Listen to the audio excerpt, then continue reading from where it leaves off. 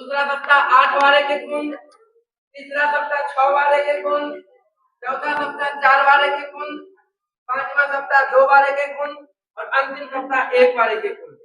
6 सप्ताह तक इस दवाई का इस्तेमाल करना है। 6 सप्ताह के बाद जो है इसको हटा देना है, बंद कर देना है, कोई दिक्कत नहीं है। अब रहा बात ये जो दवा है, हो सकता है 6 सप्ताह तक ये दवाई अकेले एक ही दवाई चल जाएगा, समझ रहे ना।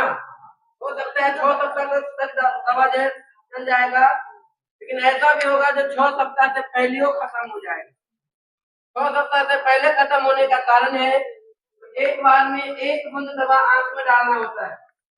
कभी कभी क्या होगा, जो जोर से डाल दीजिएगा या दबा जाएगा जोर से, एक बूंद का जगह 2-3 बूंद गिर जाएगा।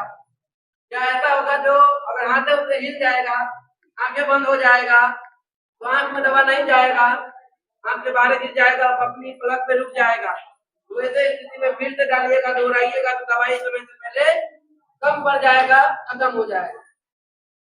तो आप लोगों को वैसे तो एक दवाई हॉस्पिटल की तरफ से फ्री में या पैकेज में मिल ही जाएगा।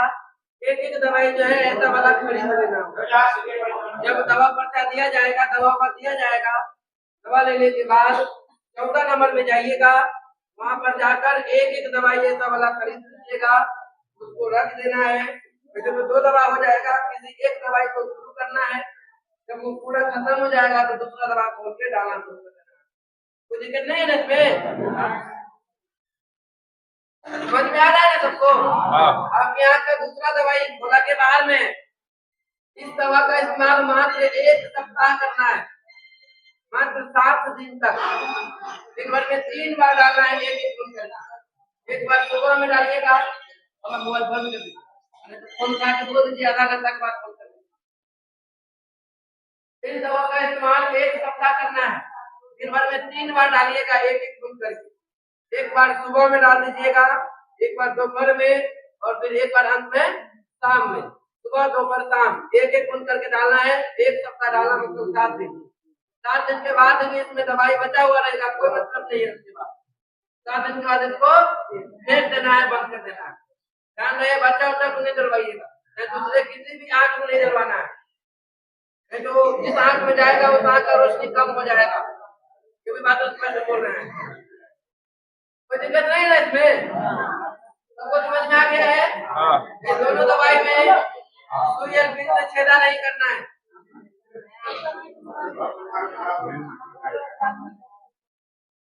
आवाज कहाँ से आ रहा है? आप सभी पेशेंट ऐसे शांति बना के बैठे हुए हैं, आवाज कहाँ से आ रहा है? आप यहाँ पर लगभग 60-70 पेशेंट हैं, लगता है 60 से तो कम नहीं होंगे। आप सब पेशेंट 7 वाला मिला के 10 पूरा हो जाएंगे। आपको थोड़ा सा आवाज निकालिएगा तो हमारा आवाज दब जाएगा, समझ रहे ना? चिल्लाते गला वाला फंस जाएगा। आप लोग खुद शांति बना के बैठिएगा, अपना दिल से बैठे हुए हैं, शांति बना के बैठिए, बाद में पूछ लीजिएगा। हम ये बोल रहे हैं, इस दोनों दवाई में आप लोगों को से छेदा नहीं करना है। बगल होइएगा दादी, चश्मा वाली दादी, हेलो, काहे बोल रहे हैं आप, काहे बात कर रहे हैं? हम ये बोल रहे हैं, दोनों दवाई में आप लोगों को सुई से छेदा नहीं करना है। कितने बार पेशेंट लेते हैं, सुई कांटी से भोंक देते हैं और फिर वगैरह से छेदा कर देते हैं। तो आप लोगों को ऐसे छेदा नहीं करना है। छेदा करने के लिए इसके ढक्कन को ऐसे खोल दीजिएगा। वैसे इस दवाई में अभी छेदा हो चुका है, समझ रहे हैं ना? फिर भी हम आपको उसका तरीका बता रहे हैं। इसके ढक्कन को खोलने के बाद इसमें एक गोल टाइप का अंगूठी की तरह एक वाशर लगा हुआ रहता है। ढक्कन को खोल दीजिएगा, वाशर निकाल दीजिएगा और फिर उस